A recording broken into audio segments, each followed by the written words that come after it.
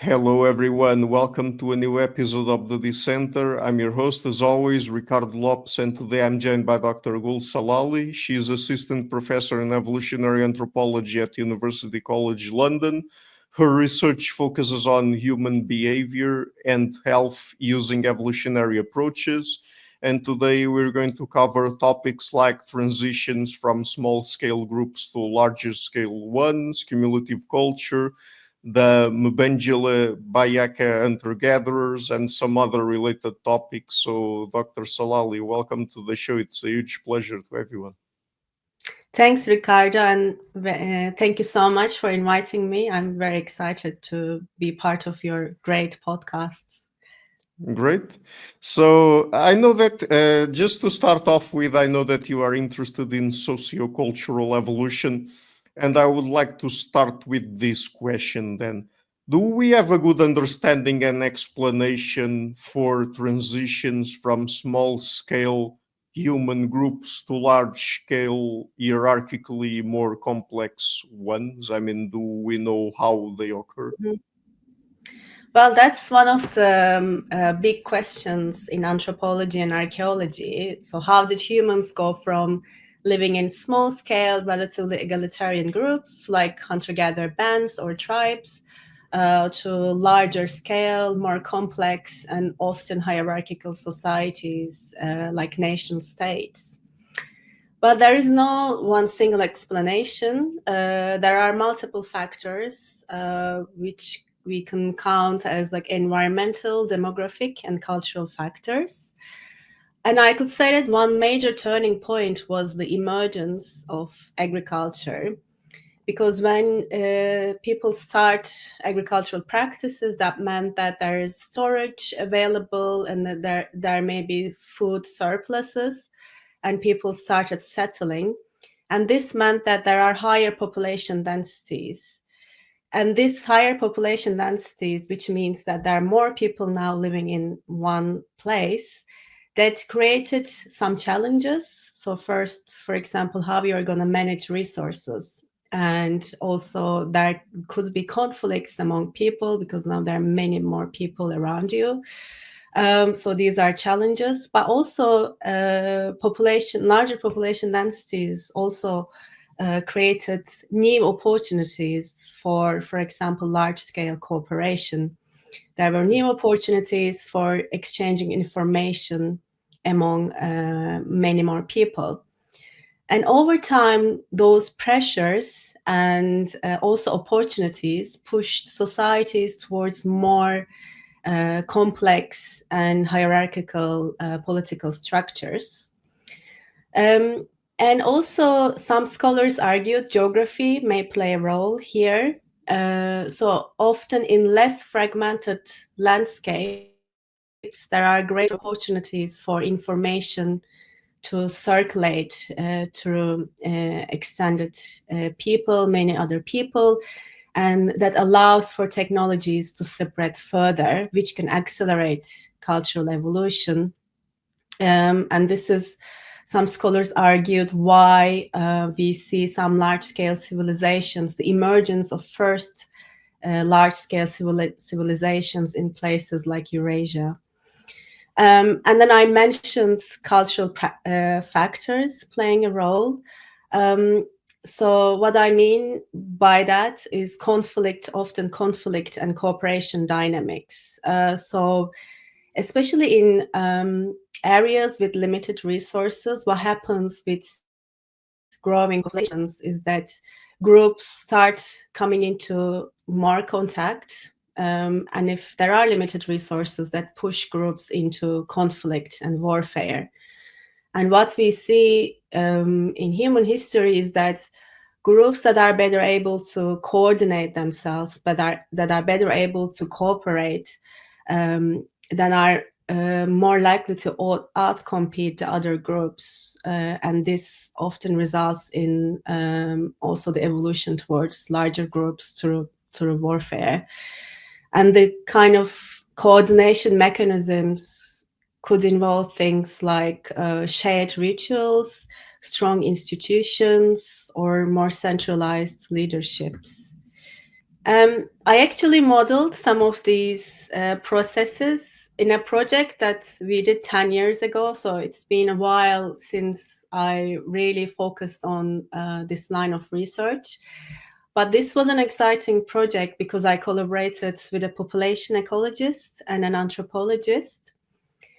And we were actually interested there to use an analogy from biology. So one of the major transitions we see in biology is a transition from single-celled organisms to multicellular organisms.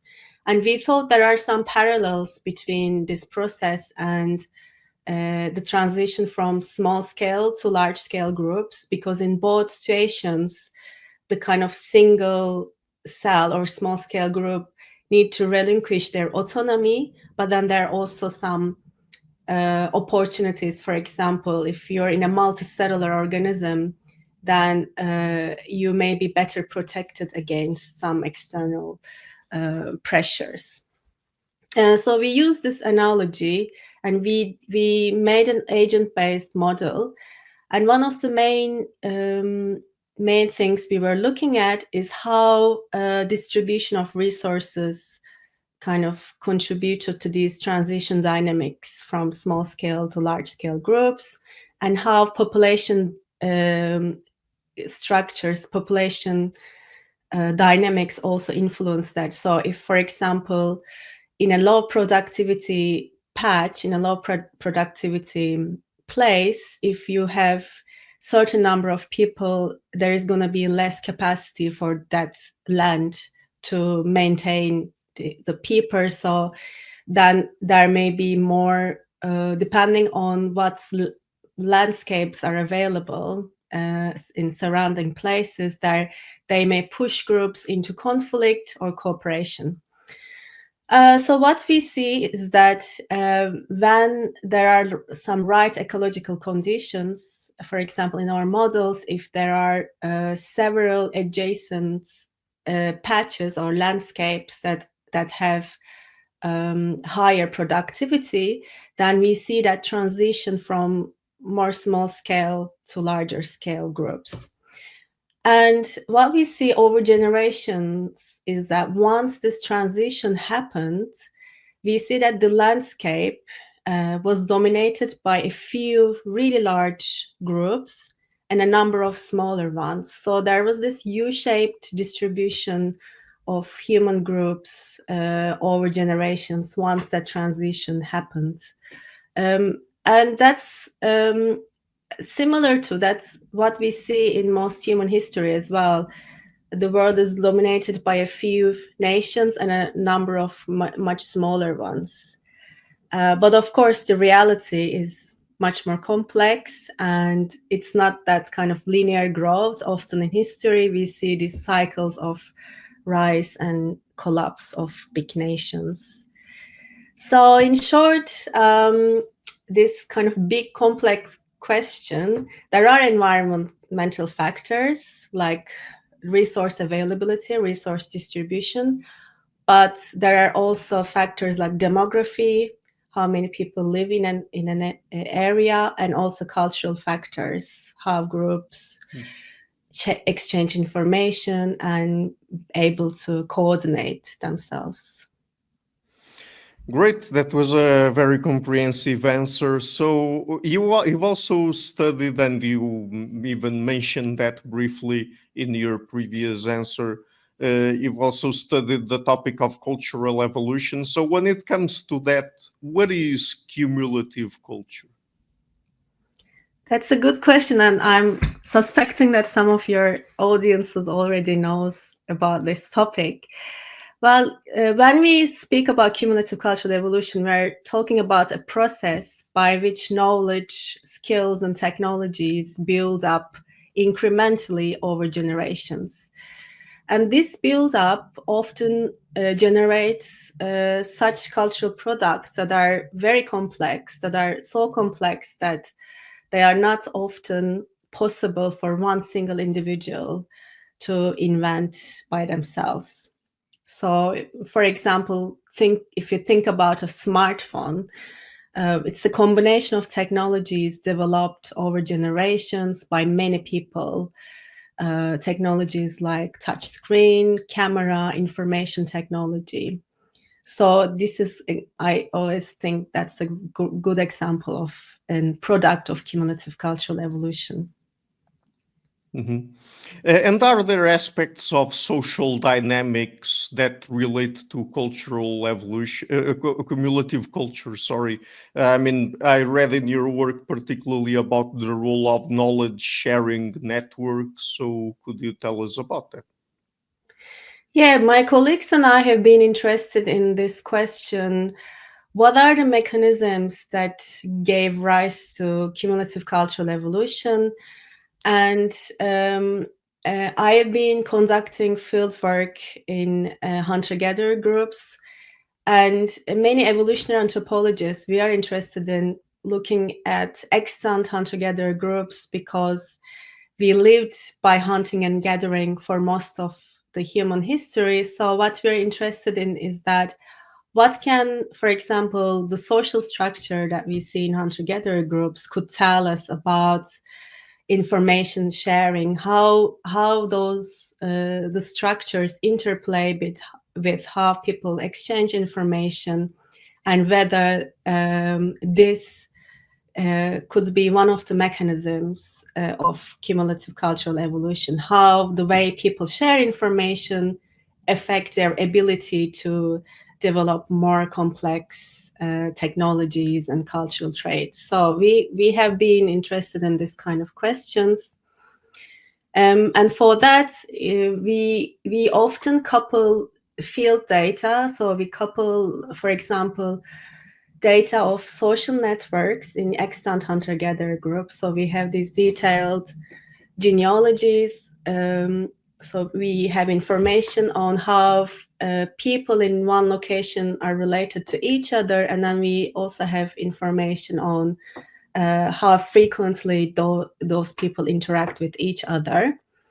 And then we couple this with some data on knowledge systems. For example, I've been interested in how hunter-gatherers living in the forest accumulate plant knowledge because they have really vast knowledge of different plants. In one of my field works, I was looking into that in a hunter-gatherer population in Congo, and from the initial interviews, there were over 200 different plant species that people mentioned using. So it's really diverse knowledge.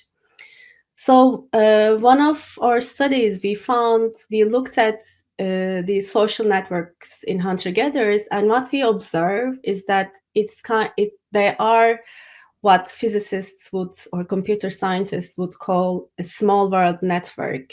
So there are tightly knit clusters, groups of people that are connected with each other, and they spend a lot of time with each other.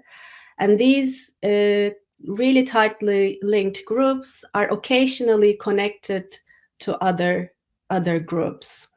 And what we observe is that this kind of small world network structure, where there is clustering of several groups and some links between these groups, and these links could be friends in different groups that you visit, or some distant family members in different groups that you visit.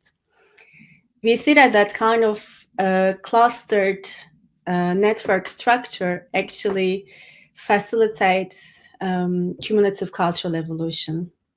And the reason for that is that it allows first the knowledge to specialize in one group, and then if you are connected to different groups, then you have the opportunity to exchange this diverse knowledge. You have the opportunity to recombine this diverse knowledge. And in many studies in cumulative cultural evolution, we see that this recombination process is quite important for innovation. While there are some arguments that innovations often are not the result of an individual smartness, like not the result of one person all of a sudden inventing something, but it's more about people recombining ideas in a different way so that producing new forms of knowledge. And this also, what we see in the hunter-gatherer social networks also replicated in a way in more experimental lab studies with groups of people and how they invent solutions to a particular problem. So one idea, what I talked about as small work networks, is also sometimes people refer to as partial connectivity.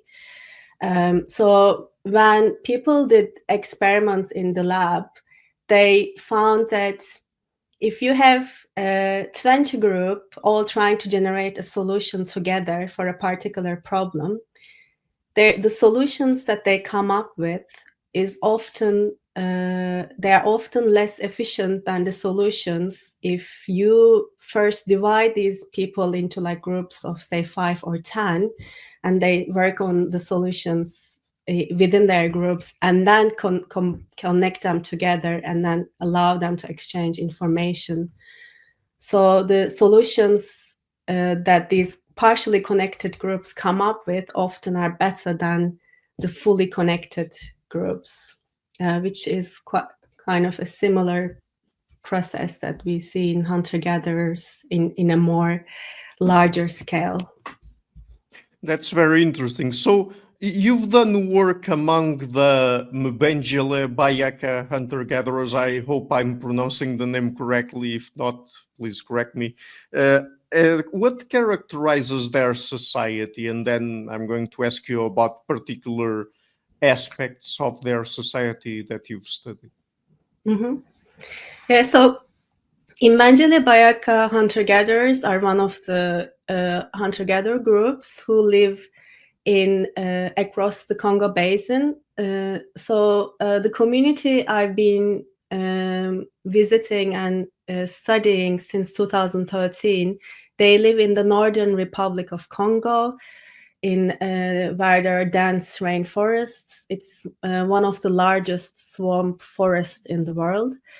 And their main subsistence mode is through hunting and gathering, and there's division of labor. So usually men hunt, and men also collect honey, and women, they forage wild plants, for example, tubers, wild leaves, and also women do collective fishing.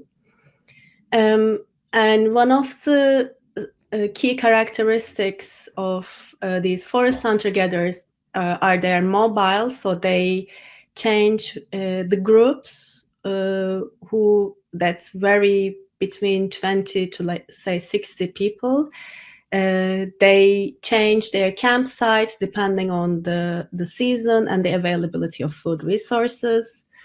Also, people often go to stay in different camps where their extended family members or friends live. And there is immediate consumption of food, so there is no food storage as in like industrialized populations or in agricultural, in like what we see in farmers. People often eat food that they gathered the same day, or if not, they could smoke meat, but even then the meat should be consumed in a few days. And following that, there is also no wealth accumulation, especially with mobility and that immediate kind of food consumption. You can't really accumulate many resources. It doesn't make much sense. And there is egalitarian social structure, so people don't have a leader, but the community, the conflicts are often managed together by discussions. That's also part of why, that's also part of being a smaller scale society. As I mentioned for the first introduction part, that when group sizes increase, that kind of conflict management don't work anymore. You can't just solve problems just by discussing, because there's so many people, and some people are even anonymous to you. But yeah, in extant hunter-gatherers, in mobile hunter-gatherers, we see that kind of more egalitarian social structure. And there's cooperative care of children, so it's unlike the more Western way of raising children and family structure, which is more like nuclear family. Children are looked after by not only by the father and mother, but by other community members. We've done some research on this as well that I could talk about if we have time. And then there is food sharing. So there is a norm of there's a social norm that if a meat is brought into the camp, that it needs to be shared with the community members, and there are some rules on which part of the meat should be shared with whom. So that's in general the characteristics of a mobile, less hierarchically structured hunter-gatherer society. So, and one of the phenomena that you've studied among them has to do with future discounting. What is this phenomenon, and what functions do immediate return systems serve? Mm-hmm.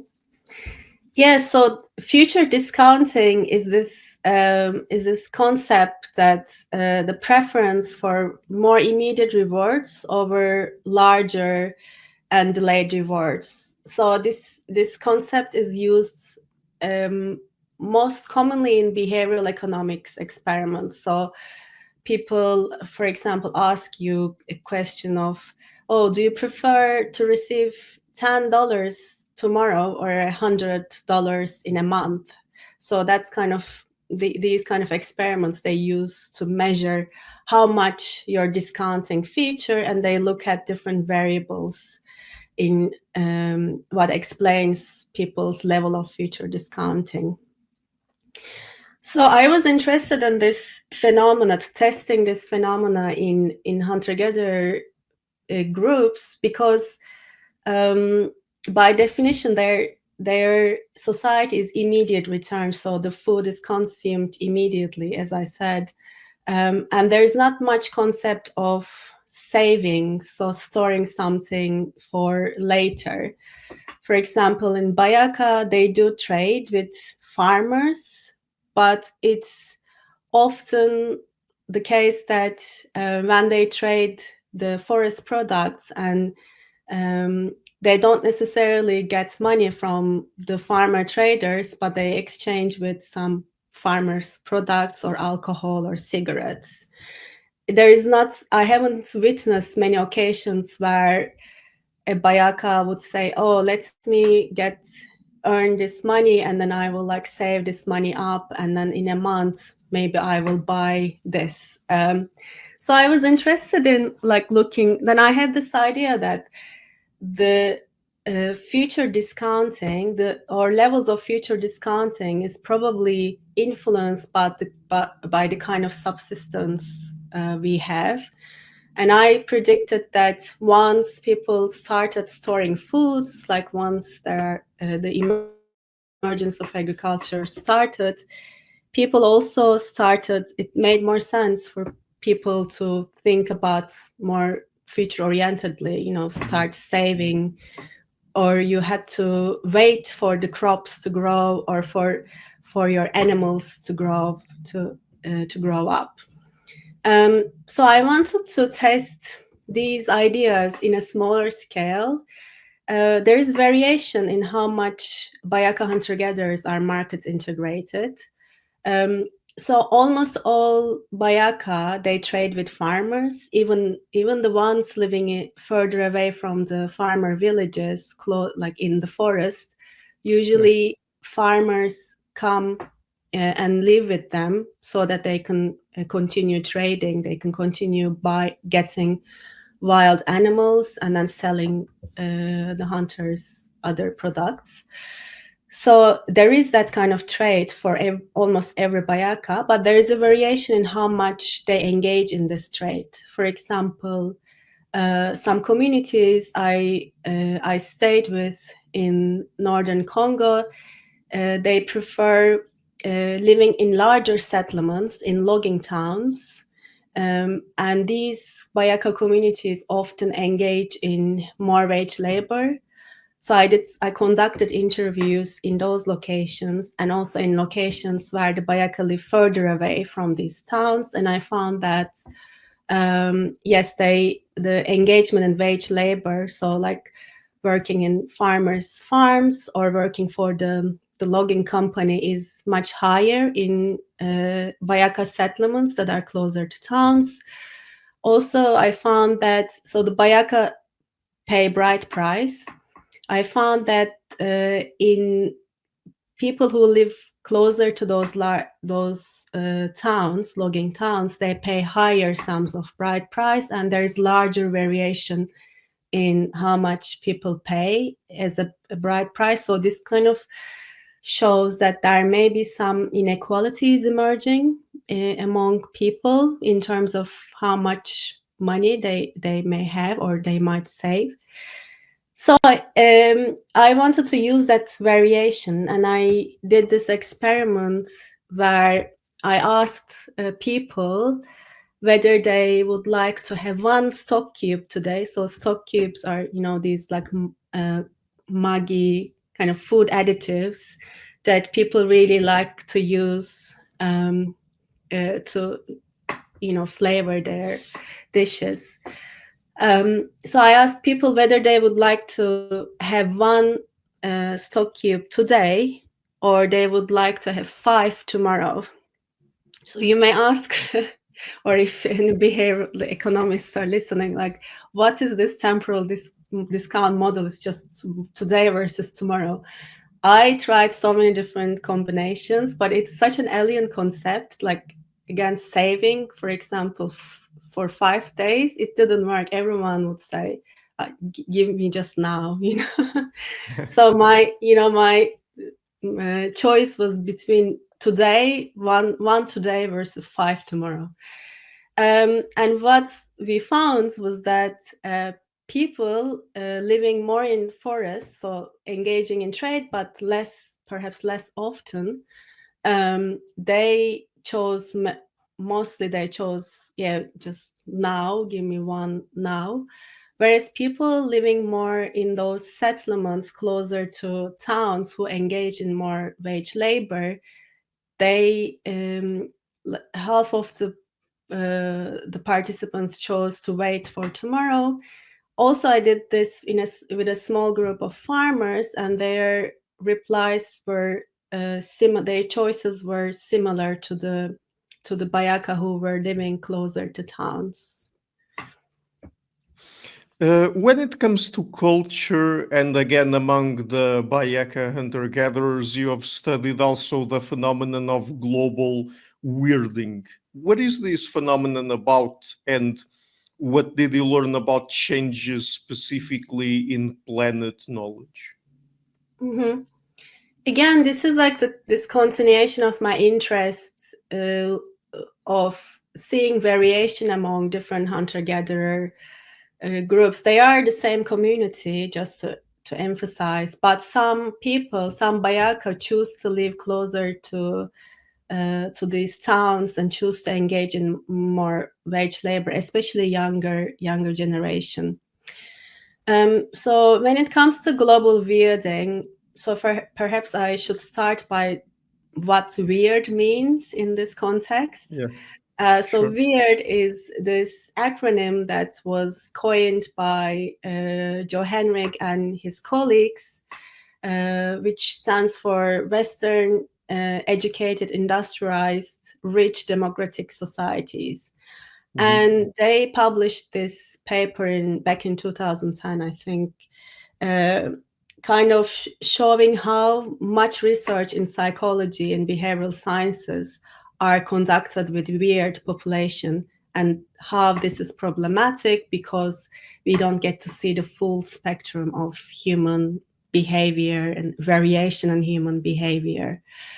So this acronym has been used then in research, often in psychology research, and it was a seminal paper in the sense that calling for scientists to do more, conducting to more studies on non-weird societies.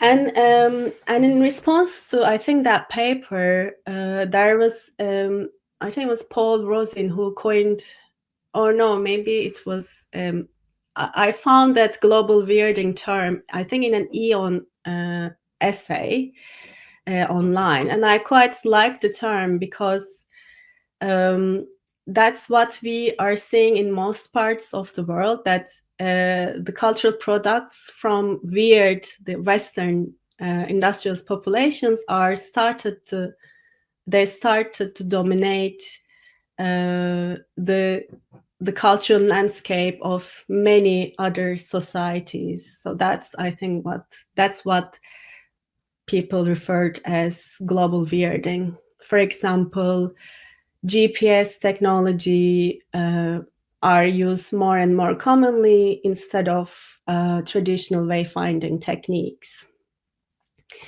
So in line with that kind of how these new cultural products are replacing the older ones, I wanted to look at plant knowledge and uses in BaYaka community, and also their preference for traditional medicine.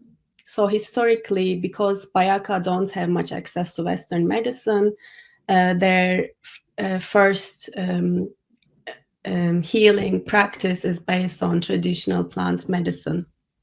I wanted to see how the variation in this kind of market integration is correlated with people's knowledge and use of medicinal plants, and also whether their preferences for traditional medicine versus Western medicines are shifting. Again, this was an ideal setting to do this research, is also because the logging town I mentioned, where I do some of my research, there is a hospital there, like a small hospital maintained by the logging company. And sometimes BaYaka hunter-gatherers also use the hospital. So I wanted to see whether people living settled close to this town, the BaYaka still prefer traditional medicine practices, or they would prefer going to the hospital. And what I find is that, again, the settlement close to that town is relatively new. So most BaYaka living there are younger generations. And there, participants mentioned preferring Western medicine over traditional medicine more often compared to other locations where I did field work, where is further away from that logging town. They said majority said they use traditional medicine, and only if it doesn't work, then they consider trying to get to the hospital nearby. I also found that in the logging town, people had fewer uses of plants, so they knew fewer plants, and they also knew fewer wild plants. So there is kind of these shifts, but it doesn't mean that they are not hunting and gathering, or they don't know about the forest. These people still do hunt and gather, and they still have much more knowledge of forest than a lay person like me. But there are some changes based on where people choose to live. So another thing that you've studied has to do with the social organization of mobile hunter-gatherers. So their social organization is characterized, among other things, by low within-camp relatedness and fluid metagroups. In what ways do factors like pair bonding and sex egalitarianism contribute to that? Yeah, that's a good question, and maybe I can talk about a bit the kind of the mating system we see in the BaYaka and many other immediate return hunter-gatherers is serial monogamy. So there are long-term pair bonds, as opposed to, say, polygyny, where in many farmer groups you see one man marrying multiple women at the same time, but this doesn't occur that much in the BaYaka. Mostly people marry one person, they stay together with one person, but they can divorce after a while and marry another person. So that's what we mean by serial monogamy. And in BaYaka, both sexes have equal say in where they live after they marry. So that's what we anthropologists call a multi-local residence pattern. This is again in contrast to what we see in many farmer societies that are more often patrilocal. So often when you marry, you as a bride tend to move to the groom's side of family. So you start living with your husband's family.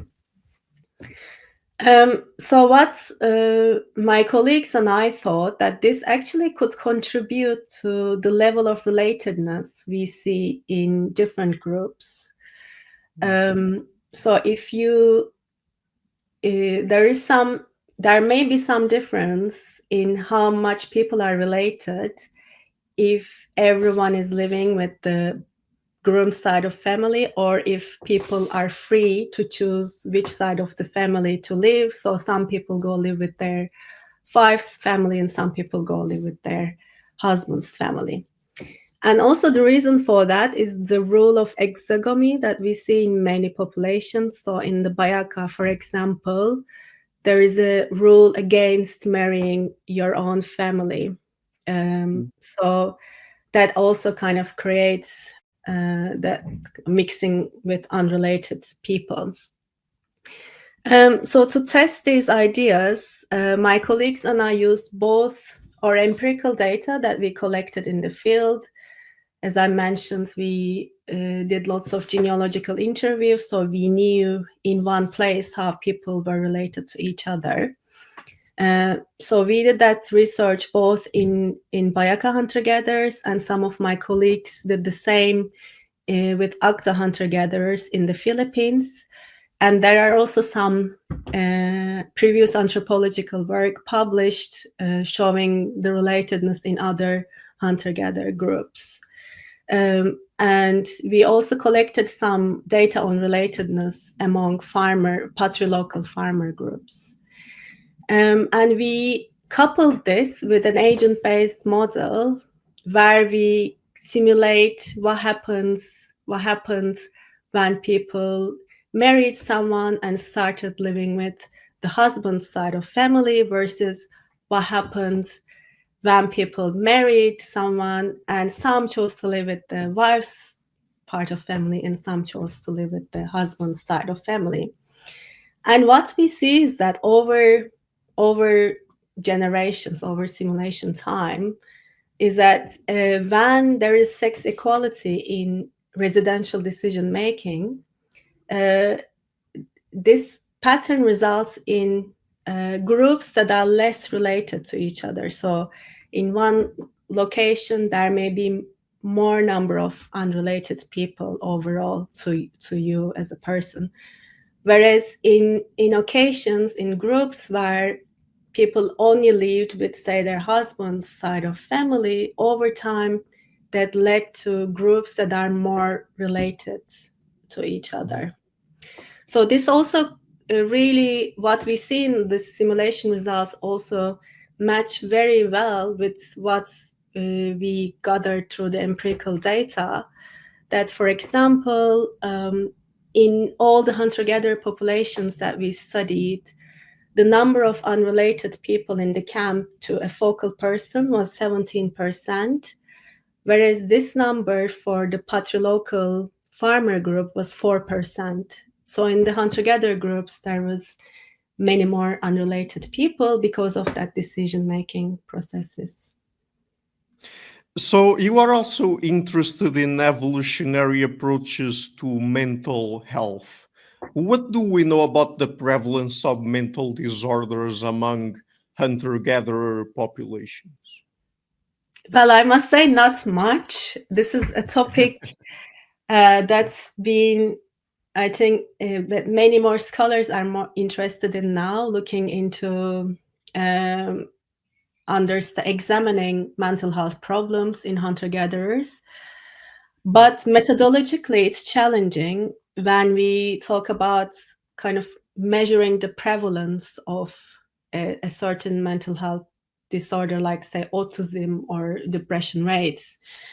There are several reasons why it's methodologically challenging. One is the definition and categorization of these mental health disorders, let alone in small-scale populations. In the Western world, it's still debated. There are often we see changes to diagnostic manuals because there are some disagreements among the professionals about how you would categorize a certain mental disorder. So there is this problem of categorization. But also, most of the diagnostic tools are based on, say, scales and really long questionnaires. And these are really hard to translate into a different cultural community, especially this community. The dominant culture is oral culture, that there is nothing written, and it's sometimes quite hard to translate a questionnaire into a way that would really take into account that culture's worldview.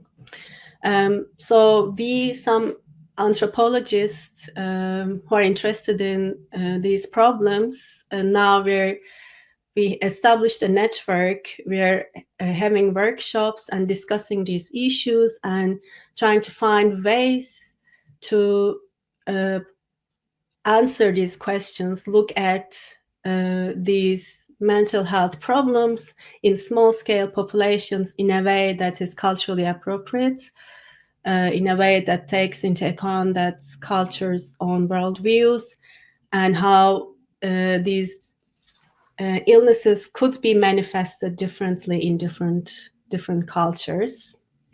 So that's actually an ongoing work.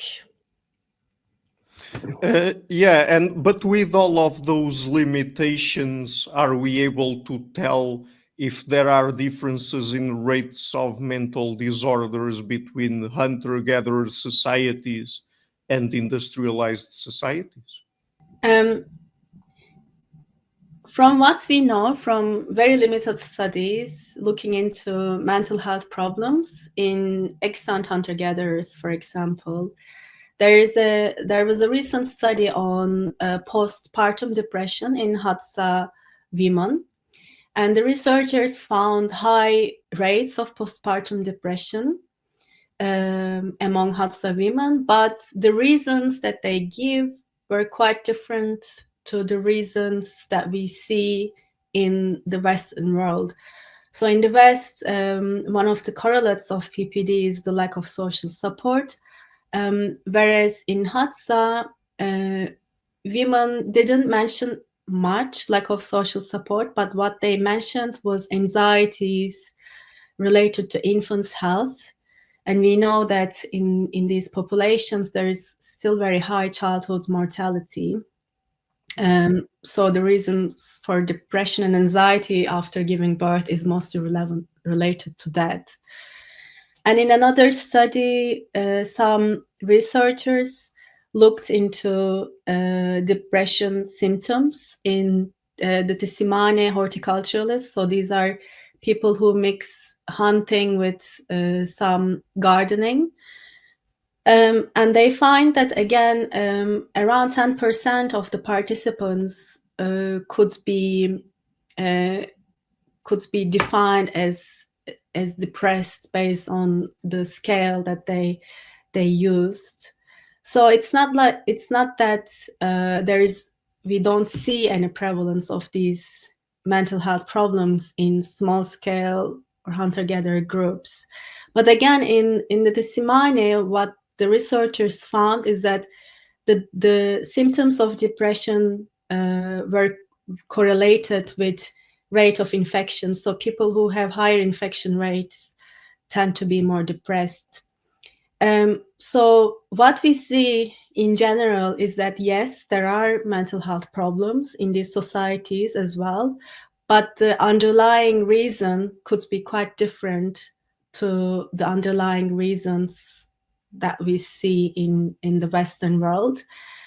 And also there are some studies that look at overall well-being and that looked at self-reported happiness in these communities. And in general, the results suggest that they have, like the foragers like Hadza, Tsimane, or Baka in Cameroon, they have higher self-reported happiness compared to many people in industrialized societies.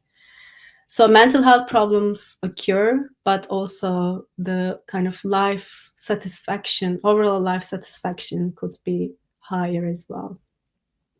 And what could explain these differences? Well, I think to me, the interesting question is not the rate of prevalence of these mental health disorders in different human groups, because I think that there is a reason why we have emotions. Again, like evolutionary reasons. I'm guessing that you interviewed Randy Ness, and he's really good at explaining all these. So based on that view, you would expect to see every kind of emotion and also the spectrums in any society. But what I'm more interested in understanding the mechanisms and the differences in mechanisms given rise to these hard emotions or mental health problems in different societies. So in one of book chapters, my colleague Nick Chowdhury and I talked about evolutionary mismatches that may underlie some of these challenges that we face in more industrialized Western societies. So we compare, for example, social structure, child rearing practices, childhood in more small scales like hunter-gatherer groups with more Western groups, and how these differences in social structure might contribute to some of the challenges, emotional difficulties we're experiencing in the Western world. One example is, again, in the BaYaka, I mentioned that there is not a hierarchical social structure, so the group is egalitarian, and there is tight social network, so the community is very important. Whereas in many industrialized cultures, there is a big emphasis on social status, and society is much more hierarchical. And this may put additional pressures on individuals to achieve things that they may not be able to, and I think these pressures can result in problems like anxiety and depression. And Randy Nesse in his papers really beautifully, I think, discussed how these structural components in the modern world could actually cause problems. Right. Yeah, I have an interview on the show with Dr. Randy Nesse. So if people are interested about his book, Good Reasons for Bad Feelings, if people are interested, they can go and watch it as well. Talking now about physical health, what do we know about patterns of physical activity among children in hunter-gatherer societies and children in industrialized societies? Yeah, so I really enjoy spending time with BaYaka children because they're full of life, and they always want to show you the forest and the activities they do. They're very keen to involve you in their activities. So I like hanging out in the field with children a lot. And they are very physically active. From the moment they start walking, they start engaging in physically demanding activities. Like even walking in this forest is really challenging because it's very dense rainforest with a closed canopy. So you have to use machete all the time to open way. And then it's swamp forest. So if you're, for example, fishing, and walking in the streams, you're constantly getting stuck in mud. um, and of course, children are much more talented compared to me in walking in swamps. Um, so children are exposed to these activities even when they're babies, as they're being carried on the back of their mothers or other caregivers, often other children. And also from the moment they start walking, they get to practice these challenging activities. So the kind of life and also the subsistence that they do, hunting and foraging, requires them to be really physically active. And on top of that, play is a very important part of growing in hunter-gatherer childhood. Yeah. So what I wanted to do is I wanted to look at the physical activity patterns in BaYaka children and compare that to what we see in Western children. So we gathered this data in the field. We used activity trackers. They're like Fitbit-like devices. We asked children to carry them on their usually upper arms for a period of time, usually a week. And then my former PhD students analyzed that data, and there are, in the UK and in the US, we are lucky that there are publicly available data sets of physical activity in children. So we could then gather these data sets and compare the activity patterns among these groups.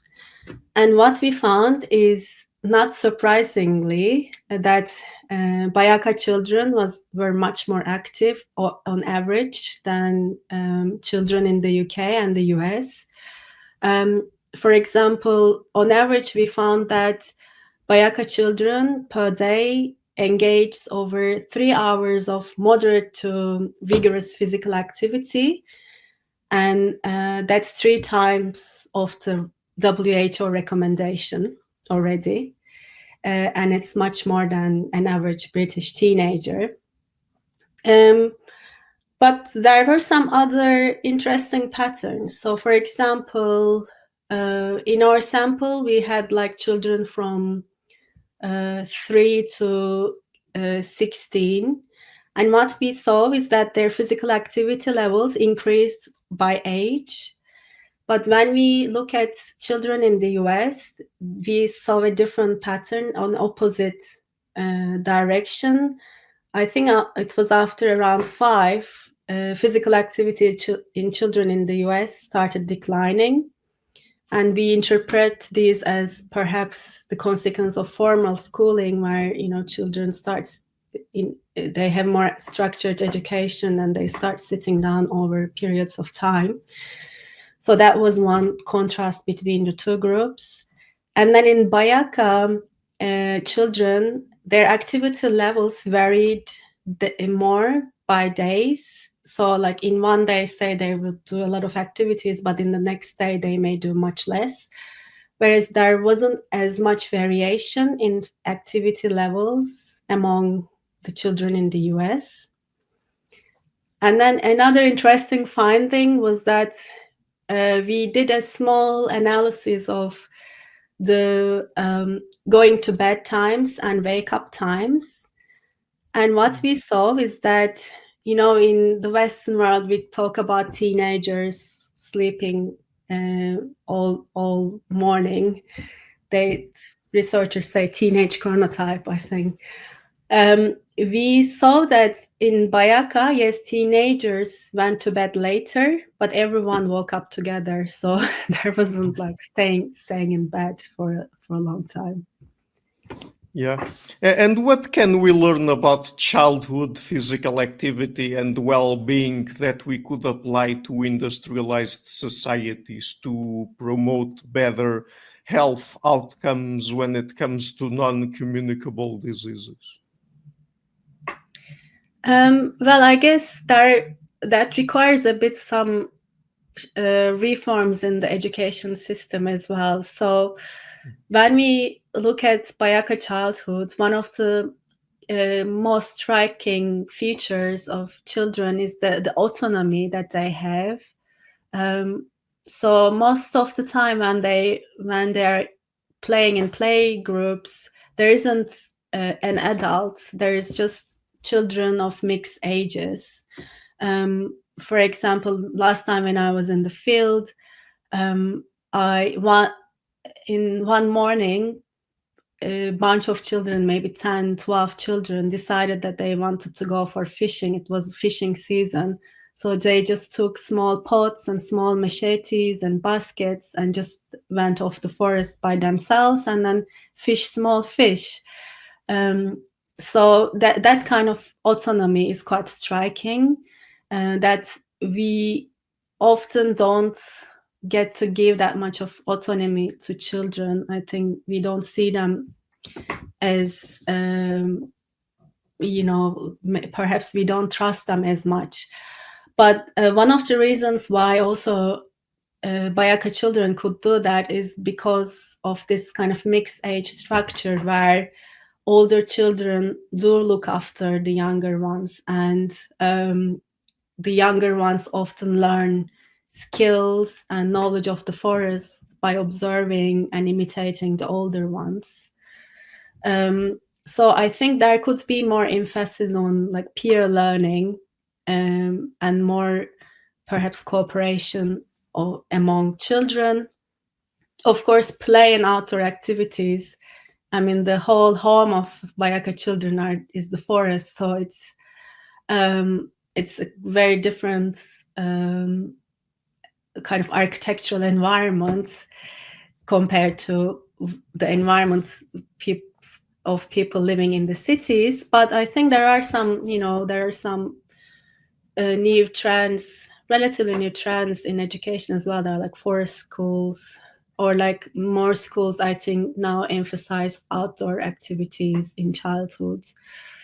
I think one of the determinants of well-being, also as an educator, I see in my own students, they are older students, they're undergraduate students, but over years, what I see is that growing rise of anxiety and depression problems.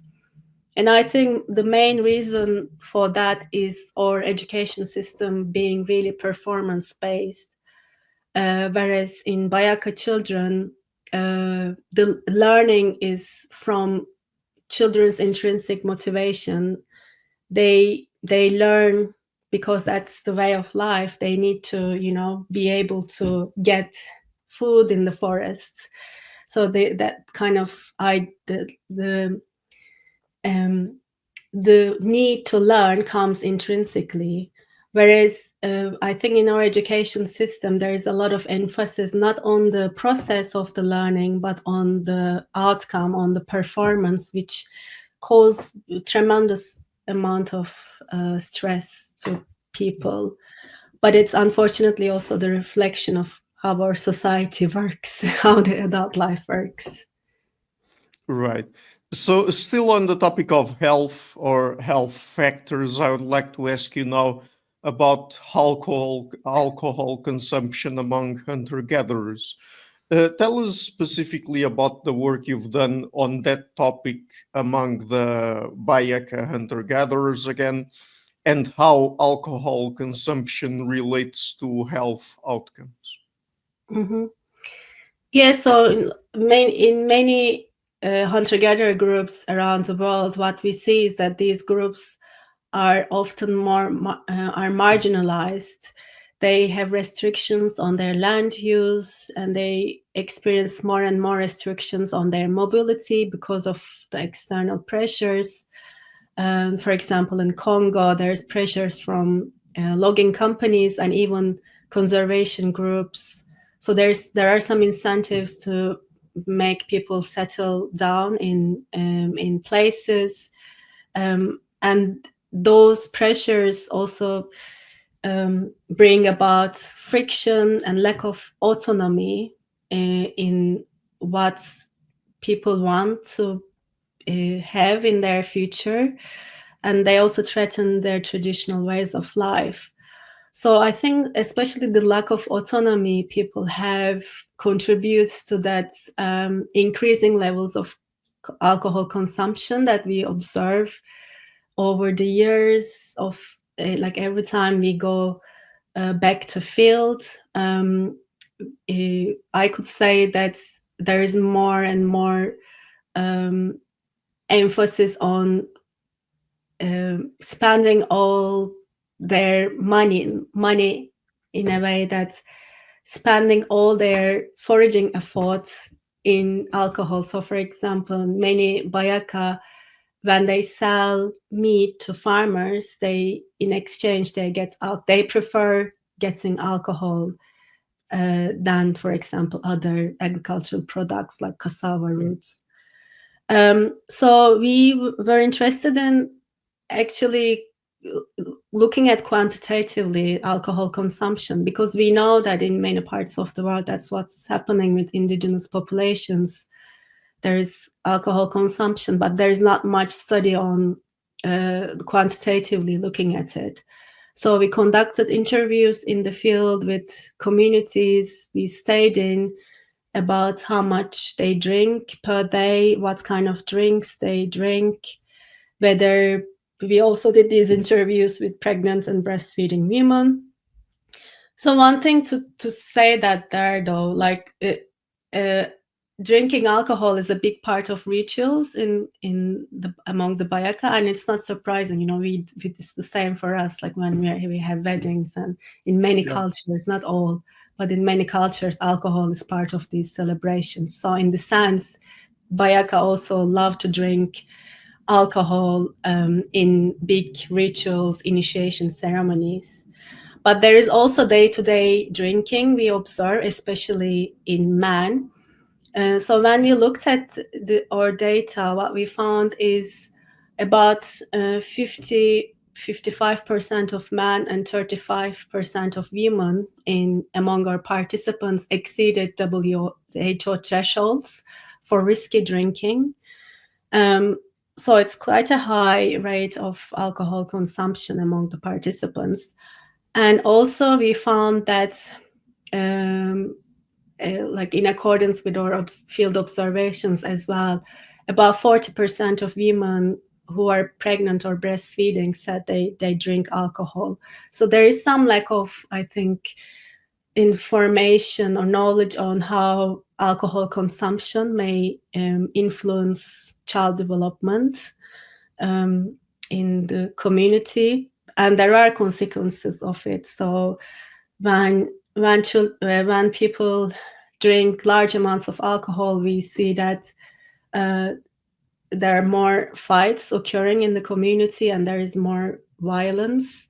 And also that kind of makes it easier for the neighboring traders to exploit the BaYaka's labor.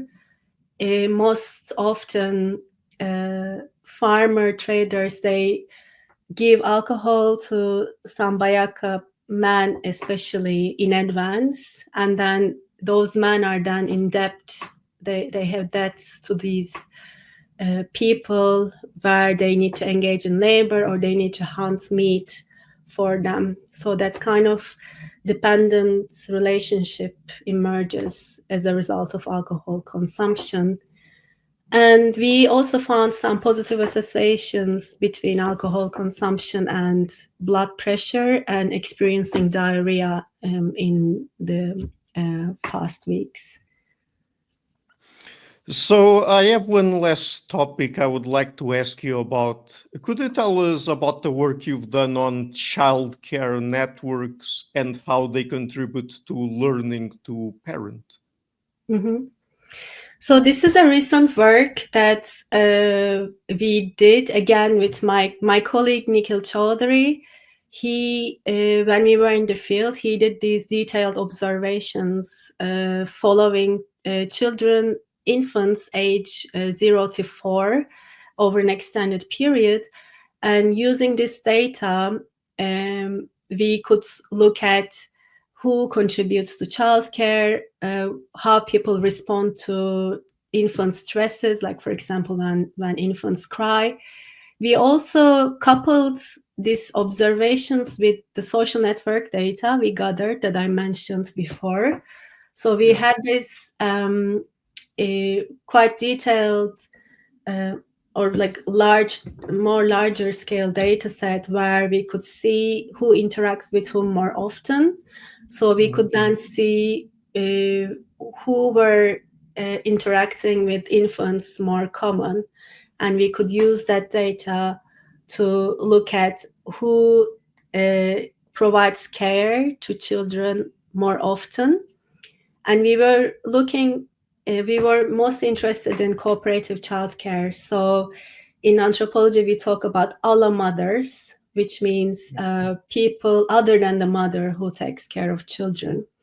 And I think in a nutshell, the most interesting results that we see both in the BaYaka and also in the Acta hunter-gatherers in the Philippines is that the majority of these alla mothers are older children themselves. So they contribute a lot to childcare. One of the reasons is also that there are large numbers of children. So together, collectively, their contribution is high. And what I'm interested in and what I'm at the moment writing as a blog post for the Sapiens magazine, which hopefully will be published soon, is that contribution of children to childcare also prepares children to be good parents. They prepare them how to respond to the babies. They prepare them. They make them learn how to parent themselves as well. For example, in the field, I often see teenage girls putting breastfeeding babies onto their breasts, although they don't have milk themselves. They get to soothe the babies, but at the same time, this is kind of a practice for breastfeeding for the teenage girls, which we know it's quite a challenging process. We would think breastfeeding, I guess, for a naive person would be like quite easy. It's a natural process, but it's actually not. Many Western women report experiencing many difficulties breastfeeding or initiating breastfeeding. So I think the involvement in childcare in BaYaka children also helps them learn parenting skills. Great. So, Dr. Salali, just before we go, would you like to tell people where they can find your work on the internet? Yes, so they can find my work on my website. If they Google my name, Gül Salali, they will come up with my UCL profile, but also I have a website. And on Google Scholar, I have all my papers publicly available. Also, I have a YouTube channel where I put short videos of our fieldwork. So I recently uploaded a 10-minute documentary on BaYaka childhood called Rising in the Forest. So they could also check that if they're interested. Great. So thank you so much for taking the time to come on the show. It's been a big pleasure to talk with you. Thank you very much. It was likewise.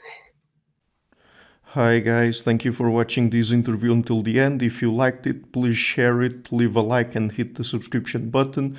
This show is brought to you by Enlights, learning and development done differently. Check their website at enlights.com, and also please consider supporting the show on Patreon or PayPal.